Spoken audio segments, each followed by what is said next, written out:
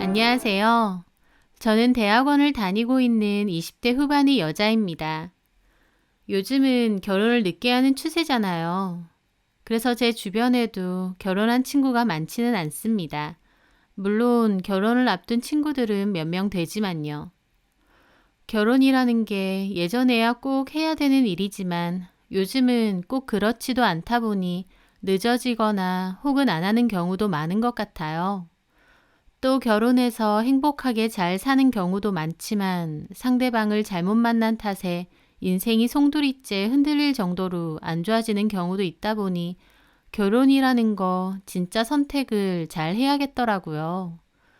저 같은 경우에도 결혼해서 안정적으로 또 너무 만족하면서 행복하게 사는 지인들이 있고 또 결혼한 지 얼마 되지 않아 이혼을 하거나 쇼윈도 부부로 그냥 사는 지인들도 있거든요. 불행한 결혼을 원하는 사람은 아무도 없겠죠. 하지만 제일 무서운 게 사람이라고 작정하고 속이려고 하거나 혹은 시커먼 진짜 모습을 의도적 숨기려는 경우라면 어떻게 알 수 있겠나요? 사랑하고 또 믿으니까 결혼까지 선택하는 것일 텐데요. 저도 그랬습니다. 너무 좋아했고 사랑했고 이런 사람이라면 결혼해도 괜찮을 거라고 확신했어요. 이 사람과 결혼하면 늘 행복하고 즐거울 줄 알았죠. 그런데 알고 보니 꽃길처럼 보이던 지옥길이었습니다. 그리고 그 지옥길에 입성하기 직전 저는 누군가의 도움으로 도망쳐 나올 수 있었죠. 그 사연에 대해서 얘기해 볼까 합니다. 저는 부모님 그리고 오빠가 있어요. 오빠는 저와 4살 터울이고 결혼을 했습니다. 저희 아빠는 감정평가사세요. 토지나 건물, 유가증권의 재산을 평가해서 보상평가나 경매평가 등을 하시는데요. 꽤 고소득의 직종 중 하나인데다 할아버지로부터 물려받은 재산도 좀 있는 편이셔서 저희 집은 어렸을 때부터 여유가 있었습니다. 그래서 저도 대학 졸업 후 따로 취업을 하진 않았고 제가 더 배우고 싶은 전공 분야의 대학원을 들어갈 수 있었어요. 부모님의 지원 덕에 저는 아르바이트 포함 사회생활 없이 하고 싶은 공부만 실컷 할 수 있었죠. 그러다가 그 남자를 만나게 되었습니다. 대학원 선배와 밥을 먹으러 갔는데 그 자리에 그분도 있으셨거든요. 말은 이 근처에서 만나서 합석하셨다고 했지만 나중에 보니 저 소개시켜 주려고 일부러 오라고 한 거래요. 어쨌든 그때 그 남자를 처음 봤는데 제가 솔직히 잘생긴 외모를 엄청 좋아하거든요. 그런데 그 남자분 제 눈에 정말 잘생기신 거예요. 키도 크고 얼굴도 딱 봐도 미남이시더라고요. 눈도 또렷한 데다 콧대도 엄청 높고 선배 친구 중에 저렇게 잘생긴 사람도 있구나 생각했는데 매너도 참 좋으시더라고요. 인기 많으시겠다라는 생각을 속으로 했어요. 그런데 선배가 나중에 따로 연락이 와서 자기 친구가 저한테 관심 있어 하는데 혹시 둘이서 만날 생각 있냐고 하는 거예요. 깜짝 놀랐습니다.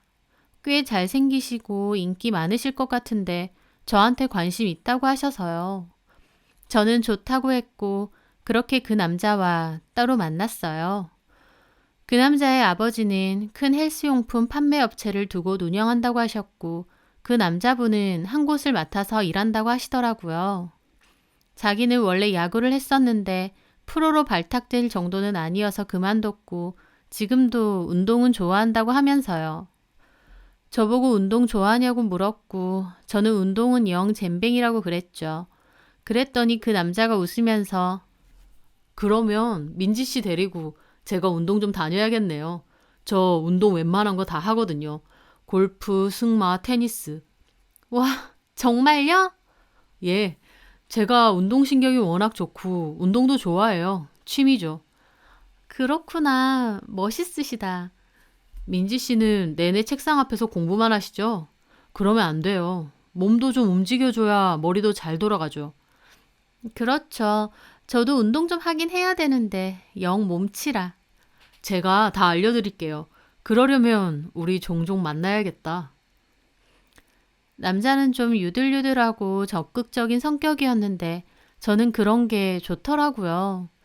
그렇게 그 남자와 자주 만나게 되었고 또 그 남자의 권유로 테니스도 함께 배우러 다니게 됐죠. 힘들긴 해도 또 재밌더라고요. 어쩌면 그 남자와 함께해서 더 재밌었던 것 같기도 하고요. 저희는 자연스럽게 사귀게 되었습니다. 그 남자와 자기는 학창 시절부터 운동을 했고 공부를 정말 못해서인지 저처럼 공부하는 여자가 멋있고 좋다고 하더라고요. 사람은 반대되는 사람에게 더 끌리는 건지 저도 저와 달리 매사 적극적이고 활발한 그 남자에게 많이 끌렸습니다. 연애를 안 해본 건 아니지만 그전에야 학교 다니면서 짧고 가볍게 만나본 게 다였습니다. 그런데 그 남자랑 만나면서 아, 이게 진짜 연애구나. 이게 진짜 사랑이구나. 라고 느낄 정도로 행복했어요. 남자답고 그러면서 저한테는 한없이 다정하고 같이 있으면 재밌고 이 사람과 앞으로도 많은 시간을 가지면서 이렇게 행복하게 사랑하고 살았으면 좋겠다 싶더라고요.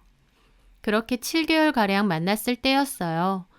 그 남자가 저한테 결혼하고 싶다고 하더라고요. 좀 이른감이 있었지만 그 남자는 꽤나 적극적이었습니다. 민지야, 나는 누군가를 꼭 오래 만나야 그 사람에 대해서 잘 안다고 생각하진 않아. 이 사람이다 싶으면 결혼하는 게 맞는 거지. 안 그래? 그렇긴 하지. 나는 사실 첫눈에 네가 내 마누라감이다. 감이 왔어. 진짜? 운명이라고나 할까? 나는 저 여자랑 결혼하겠구나. 그런 게 오더라고. 그러니까 뭐 굳이 길게 연애할 필요도 없잖아. 저는 운명처럼 느껴진다는 그 남자의 말이 설렜습니다. 보자마자 결혼 상대자라고 느껴졌다는데 저에 대해서 그리고 이 만남에 대해서 진심이구나 생각했고요. 외모는 소위 날티가 날지언정 마음만은 진국이구나 싶었죠. 그리고 저도 결혼하고 싶더라고요. 그 남자를 너무 좋아했으니까요.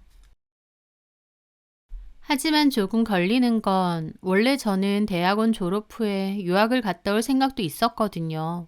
집에서도 그렇게 하라고 하셨고요.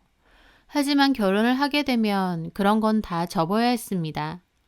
결혼도 하고 싶었지만 제 커리어를 위해 유학도 가고 싶었기에 고민이 됐어요. 물론 그때 제 마음은 결혼 쪽으로 더 기울었지만요. 그렇게 고민하던 찰나 새언니하고 오빠가 집으로 놀러 왔습니다. 오빠는 결혼한 지 5년 정도였고 돌이 된 지 얼마 안 된 조카를 키우고 있었거든요. 새언니는 저랑 꽤 친했어요. 오빠 결혼한다고 새언니 소개시켜 줬을 때부터 저하고는 쿵짝이 잘 맞았었거든요.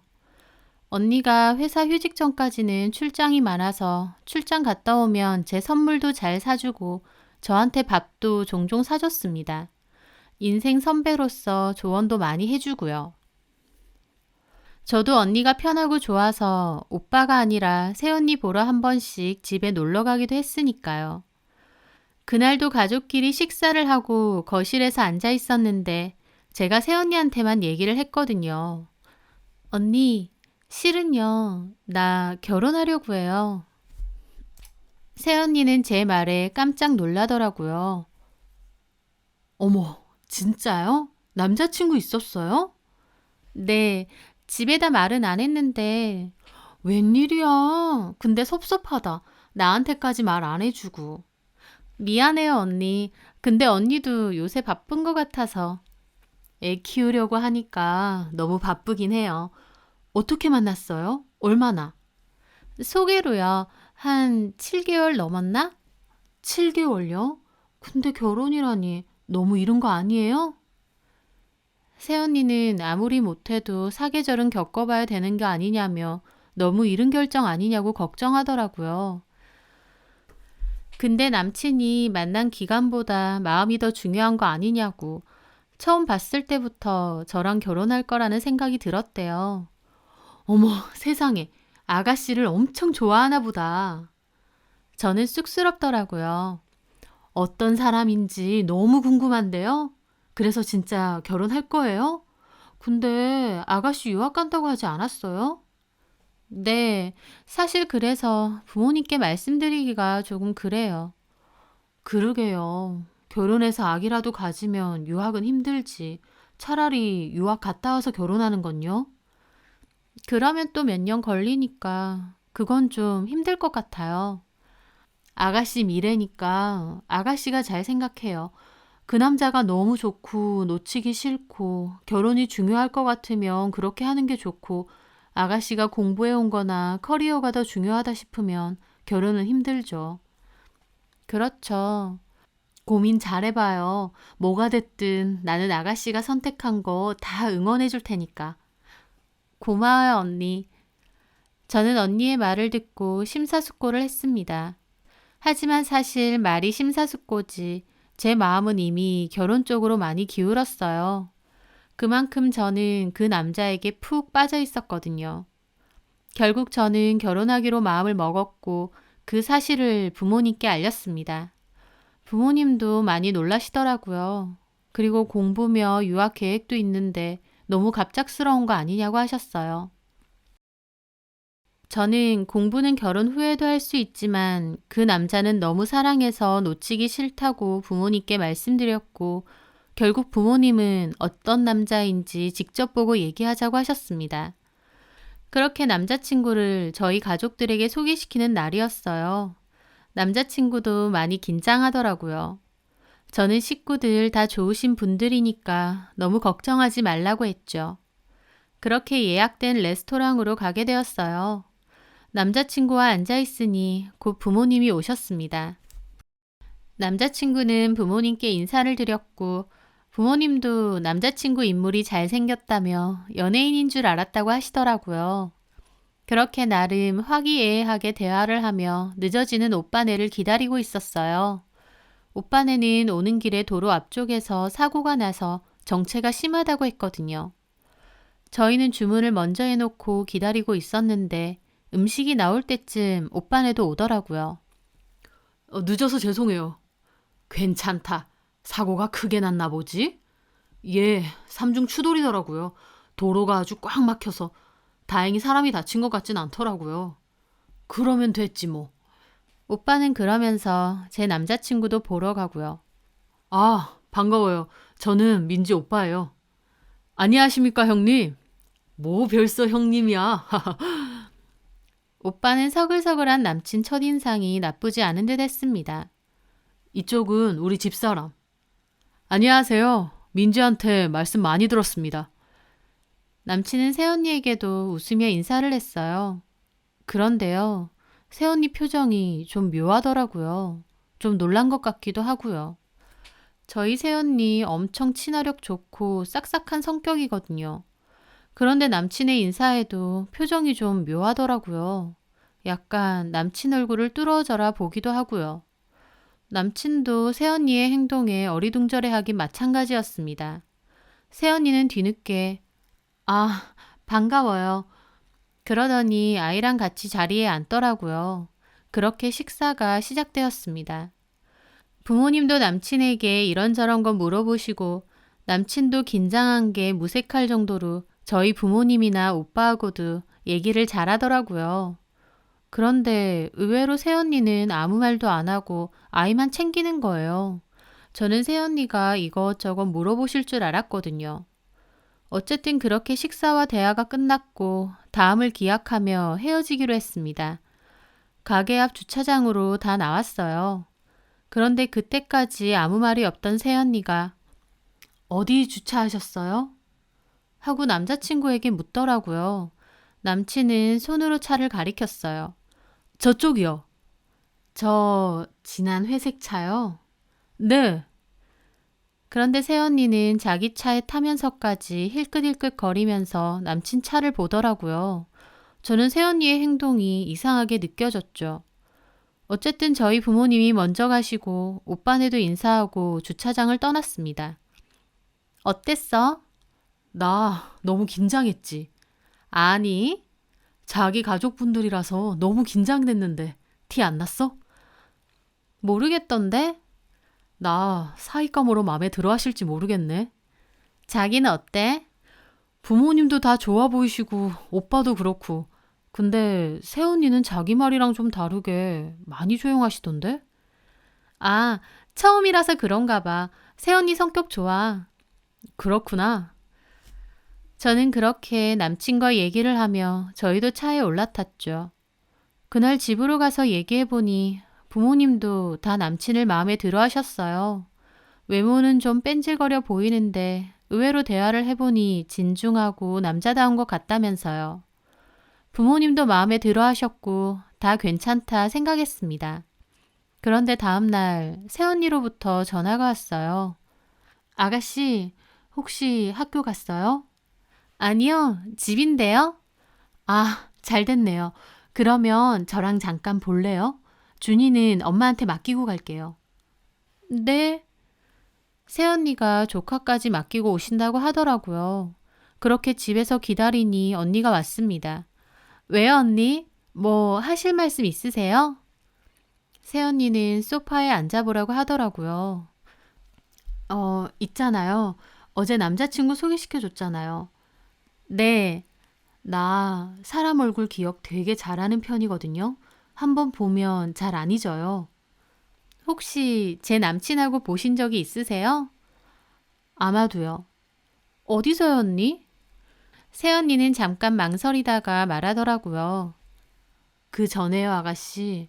아가씨도 가끔 운전하니까 보복 운전 같은 거 당해본 적 있어요? 보복 운전요? 언니는 갑자기 뚱딴지 같은 소리를 하더라고요. 아니요, 저야 운전을 많이 하는 건 아니니까. 그런 거 어떻게 생각해요? 직접 당한 적은 없어도 뭐 TV라던가 인터넷에 그런 영상 많잖아요. 무섭죠. 운전하고 가다가 그런 일 당하면 얼마나 무서워요. 그것도 달리는 차 안에서 그런 위협 받은 거면 거의 뭐 살인 미수지. 그쵸? 근데 나는 얼마 전에 당했거든요. 진짜요? 새언니가요? 저는 깜짝 놀랐어요. 금시초문이었거든요.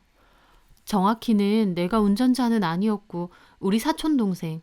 사촌동생이 놀러와서 준이는 엄마한테 맡기고 좀 멀리 바람 쐬러 갔거든요. 네. 근데 돌아오면서 사촌동생은 도로에 분홍색 유도선 알죠? 그것 따라서 제대로 차선 들어갔거든요. 그런데 옆에 있는 차가 유도선 무시하고 우리 차선으로 갑자기 들어오려고 하는 거예요. 부딪힐 뻔했죠. 그래서 사촌동생이 놀라서 빵 하고 경적을 울렸거든요. 그리고 다시 갔는데 그 끼어들려던 차가 우리 뒤를 계속 쫓아오는 거예요.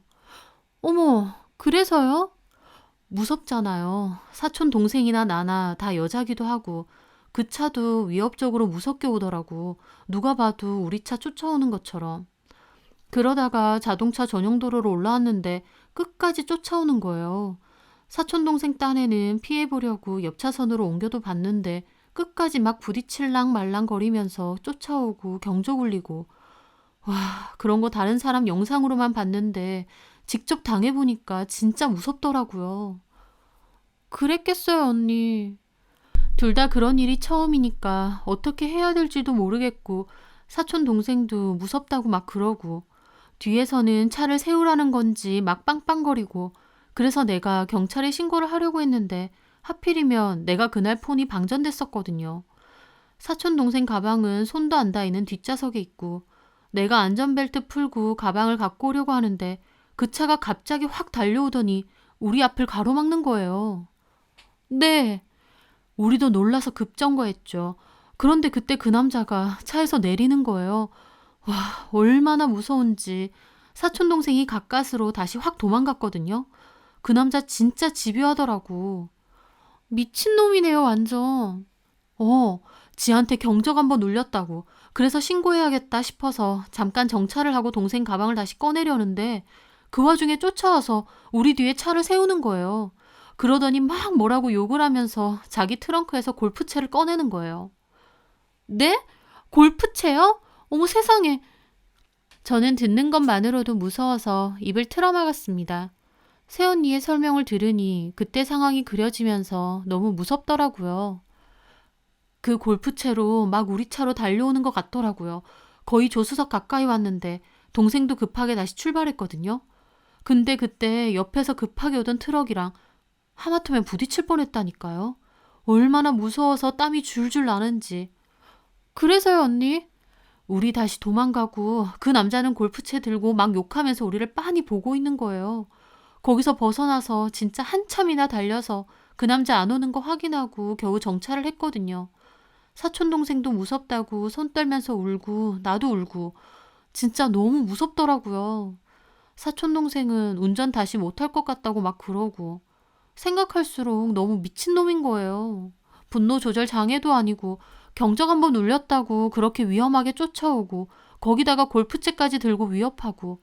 근데 더 어이없는 게 뭔 줄 알아요? 뭔데요?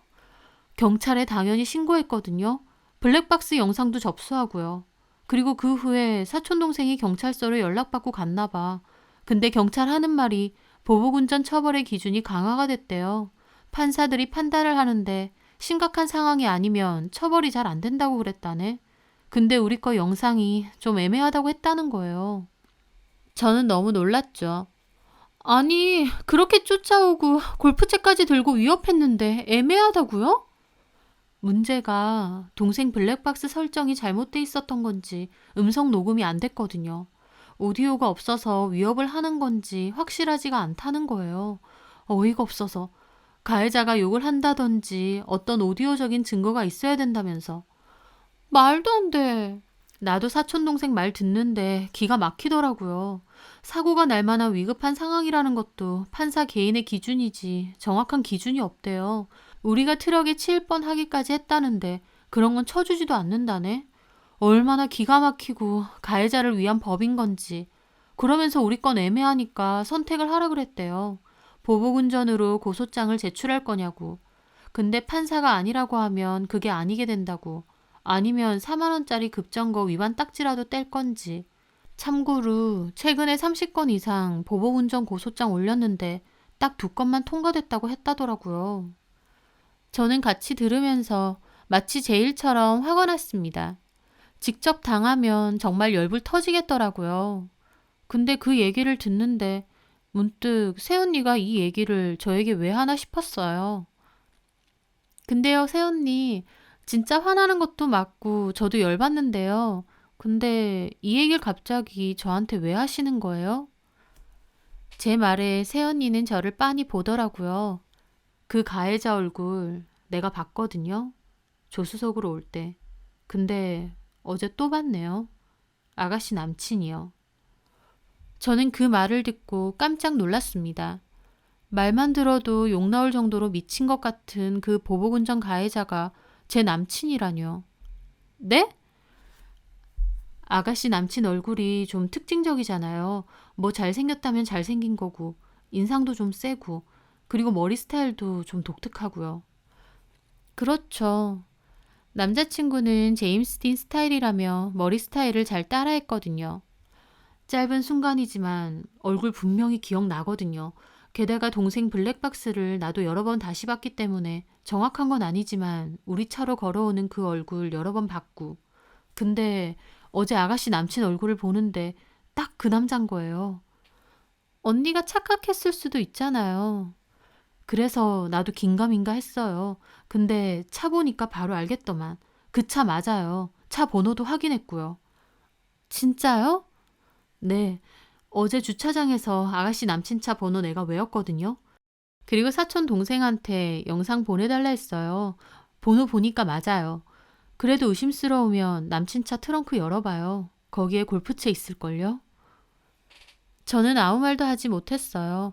남친 차 트렁크에 골프채 있는 게 맞거든요. 제가 어리 빠져 있는데 언니가 그러더라고요. 필요하면 영상 줄게요. 사촌 동생한테 받은 거 있거든요. 저는 고개를 끄덕였고 언니가 톡으로 바로 영상을 보내주더라고요.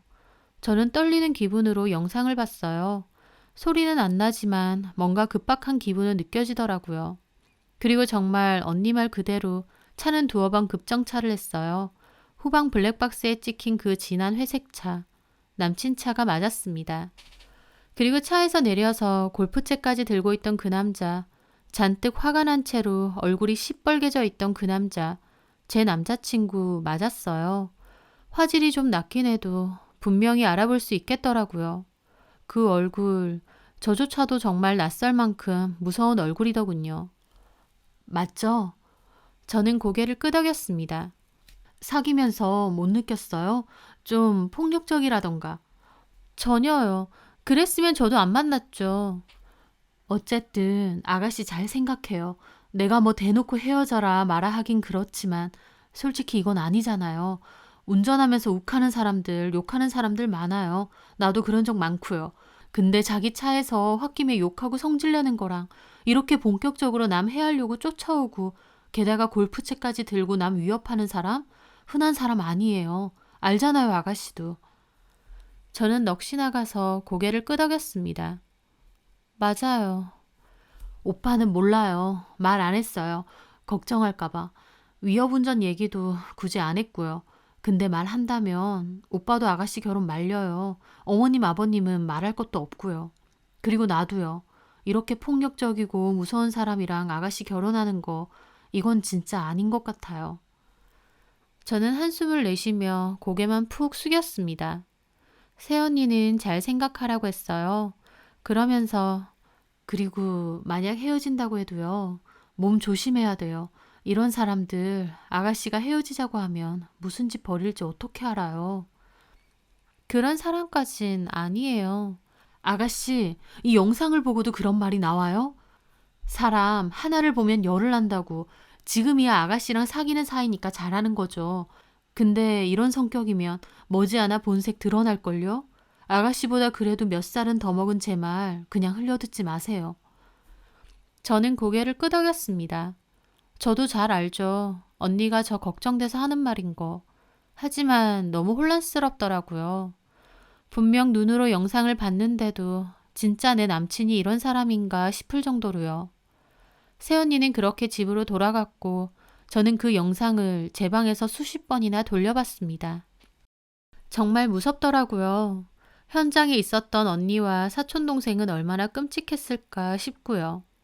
저라도 이런 일 당하면 운전대 다시는 못 잡을 것 같을 정도로요. 언니 사촌동생이 때마침 도망갔으니 망정이지 못 도망갔으면 남자친구가 골프채로 어떻게 했을지 생각만 해도 무서웠습니다. 답은 정해져 있는데도 너무 갑작스럽다 보니 혼란스럽더라고요. 남자친구도 화가 났을 수도 있겠죠. 기분이 너무 나쁜 상태였을 수도 있고요. 하지만 아무리 그래도 이건 아닌 것 같았습니다.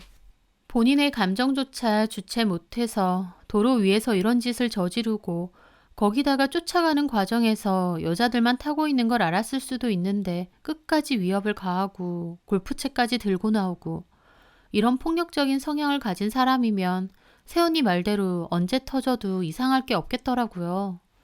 그렇게 고민 끝에 저는 결국 헤어지는 걸 선택했습니다. 모르면 몰랐지 알고는 절대 이런 남자와 결혼할 순 없었으니까요. 새언니에게도 말하니 잘 생각했다고 그러더라고요. 결혼까지 생각했던 사람과 헤어지게 되는 거니 마음은 좀 아프겠지만 차라리 지금 좀 아픈 게 낫지 그런 사람이랑 결혼하면 무슨 일 생긴지 모른다고요. 저도 동감했습니다. 그렇게 어떻게 헤어지자고 할지 몰라서 며칠간의 시간이 더 흘렀어요. 남친 연락도 제대로 안 받거나 피했죠. 남친은 낌새를 눈치챈 건지 저희 집 앞까지 찾아왔더라고요. 저는 어쩔 수 없이 만났습니다. 만나기 전에 좀 걱정이 돼서 새언니에게도 말을 해놨어요. 그 영상을 보고 나니 헤어지자고 하는 것조차 무섭더라고요. 새언니는 걱정된다며 자기가 몰래 쫓아가겠다고 사람 많은 카페에서 꼭 만나라고 했어요. 위치도 자기한테 알려주고요. 저는 알겠다고 했습니다. 그렇게 남친을 만났고 저는 할 얘기 있다고 근처 카페를 좀 가자고 했죠. 남친도 제가 평소와 다르다는 걸 느꼈는지 굳은 얼굴로 조용히 카페에 가더라고요. 왜 그래? 나한테 뭐 화난 거 있어? 아니, 그런 건 아니고. 근데 왜? 혹시 부모님이 나 마음에 안 들어 하셔? 자기가 마음에 안 든 것보다 아무래도 유학도 계획대로 가고 공부를 계속 하셨으면 해. 결혼은 너무 이르다고. 제 말에 남친은 한숨을 쉬더라고요. 왜? 나보고 결정하신다고 했잖아. 내가 억지로 한번 보자고 졸라서 그런 거지. 실은 우리 부모님은 결혼보단 공부를 계속 하라고 하셨어. 내가 마음에 안 드셨단 말이네. 그런 건 아니라니까. 저는 이상하게 남친 눈을 못 보겠더라고요. 그 전까진 그렇게 사랑스럽다고 느꼈는데 제 마음이 변해서인지 같이 있는 것도 무섭고 불편하게 느껴졌습니다. 그래서 헤어지자는 거야? 자기는 나 말고도 좋은 사람 만날 수 있어. 이게 그렇게 간단한 문제야? 헤어지자고 하면 끝이야? 미안해. 마음 돌릴 생각 전혀 없고? 제 말에 남친은 한참이나 말이 없더라고요. 저는 주변을 살짝 둘러봤는데 저 멀리서 새언니가 보이더라고요. 새언니가 보이니까 조금 안심이 됐습니다. 그런데 나 진짜 어이없네. 남친이 짜증을 확 내더라고요. 저는 그 말에 저도 모르게 눈치를 봤습니다. 그런데 남친이 생긴 것도 못 같은 게 만나줬더니 저는 그 말을 듣고 너무 놀랐습니다. 뭐? 뭘 뭐야 들었으면서. 진짜. 저는 진짜 저한테 한 소린가 싶어 멍하게 쳐다봤어요.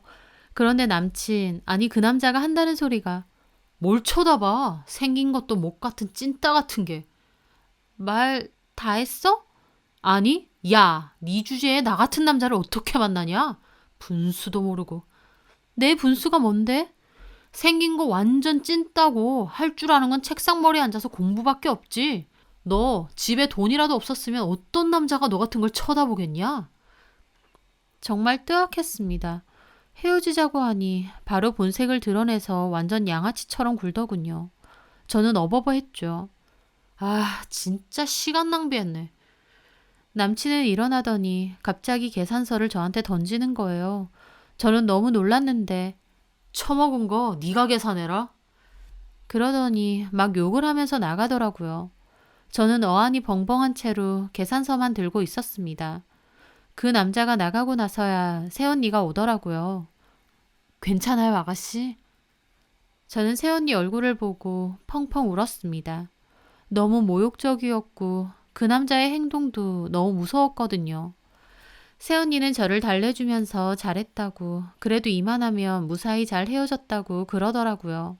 저는 그 남자가 저에게 한 모욕적인 말들 때문에 한동안 자존감이 거의 박살난 지경이었습니다.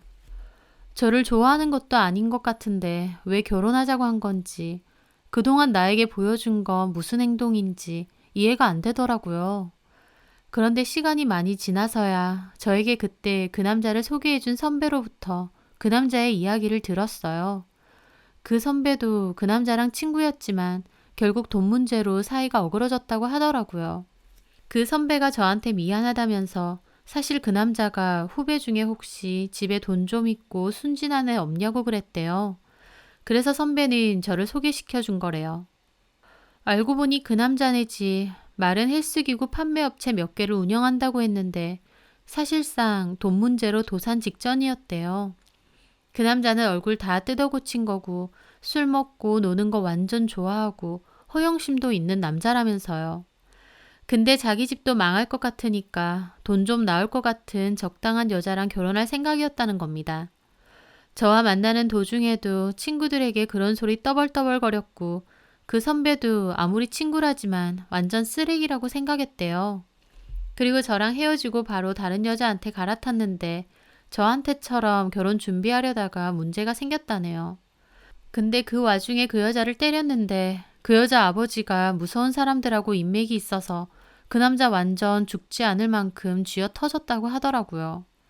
그 여자한테 돈까지 빌렸었는데 그거 당장 갚으라고 해서 결국 선배한테도 돈 빌리다가 친구 사이까지 틀어졌다면서요. 집 좀 사는 여자 꼬드기려다가 제대로 당한 것 같더라고요. 그러면서 그 선배는 저한테 미안하다고 이제 와서 말이지만 결혼 안 돼서 다행이라고 하는 거예요. 사실은 제가 결혼까지 하려고 하면 말리려고 했다나 뭐라나요. 그 선배도 똑같은 인간이더라고요. 그런 인간한테 좋다고 저 소개시켜줄 땐 언제고 자기도 틀어졌다고 뒤에서 저런 소리를 한다는 게 아주 유유상종이라고 둘 다 똑같은 인간이구나 싶었습니다. 당연히 그 선배도 손절했죠. 저는 그 후 대학원을 계속 다녔고 예정대로 내년에 유학을 갈 생각입니다. 번지르르한 인물의 좋은 차, 매너 있는 행동. 지금 생각해보면 자연스러운 거 하나 없이 다 인위적이고 만들어진 거였는데도 그때 저는 콩깍지가 씌어도 제대로 씌었던 것 같아요.